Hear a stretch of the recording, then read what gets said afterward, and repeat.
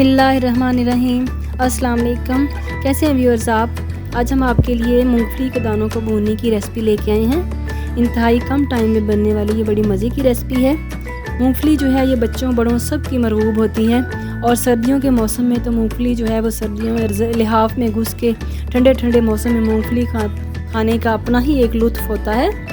तो आइए चलते हैं अपनी रेसिपी की तरफ। यहाँ पर मैंने 1 कप मूंगफली के दाने लिए हैं और ये मैंने कच्ची मूंगफली ली है।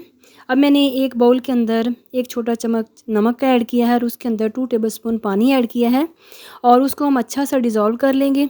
और उसके ऊपर मैं ये जो मूंगफली के दाने हैं इस पानी को इन दानों के ऊपर इनके ऊपर डाल दूँगी और फिर उसको अच्छा सा मिक्स करेंगे। ये सारा पानी जो नमक वाला है इनमें सारे दानों के ऊपर लगाने के बाद उसको चम्मच को अच्छा सा हिलाऊंगी ताकि सारे दानों को नमक जो है वो अच्छा सा लग जाए।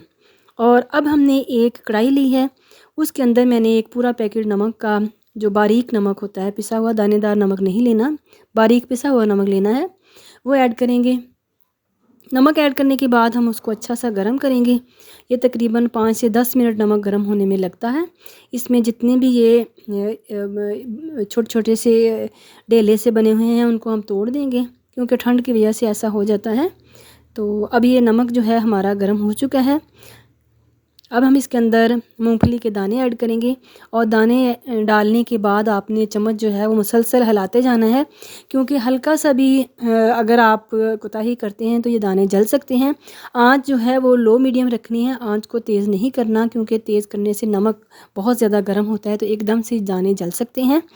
मूंगफली जो है वो आपको पता है कि इसके अंदर बहुत मिकदार में फ़ाइबर होती है, प्रोटीन पाई जाती है और इसके अलावा मूंगफली डायबिटीज़ के पेशेंट्स के लिए बहुत अच्छी होती है। इसके अलावा मूंगफली के बहुत ज़्यादा फ़वाइद हैं। वेट लॉस में बहुत काम आती है। अगर आप वेट लॉस करना चाहते हैं तो मूंगफली यूज़ करें। इसके अंदर फ़ाइबर बहुत अच्छी मिकदार में है। तकरीबन 3 मिनट तक मैं इनको दानों को भूनती रही हूँ। उसके बाद हमारे आप दाने देख सकते हैं कि पक चुके हैं। स्ट्रेनर की मदद से उसको स्टेन करेंगे, नमक अलग कर देंगे और दानों को अलग से कर देंगे। जब आप मूंगफली के दाने भूनते हैं तो उसकी खुशबू पूरे घर में फैल जाती है, इतनी मज़े की इसकी खुशबू आती है। तो ये आप देख सकते हैं कि अब हम इनको अच्छी तरह से स्टेन कर लिया है। स्टेन करने के बाद मैंने इनको किसी एक ट्रे में ऐड किया। उसके बाद इनको हाथों की मदद से ही आप मसलेंगे तो ये दानों के छिलके जो हैं ये उतर जाएंगे। ये देखें जैसे जैसे मैं मलती जा रही हूँ दानों के छिलके जो हैं वो अच्छी तरह से वो मसलने से दानों के छिलके अलग होते जा रहे हैं और इसकी गिरी जो है वो अलग होती जा रही है। और ये अगर गरम गरम खाएं तो बड़े मज़े के लगते हैं और बच्चों के बड़ों के तो ये बड़े फेवरेट हैं और सर्दियों की ये एक मज़े की मरगूब ग़ज़ा है।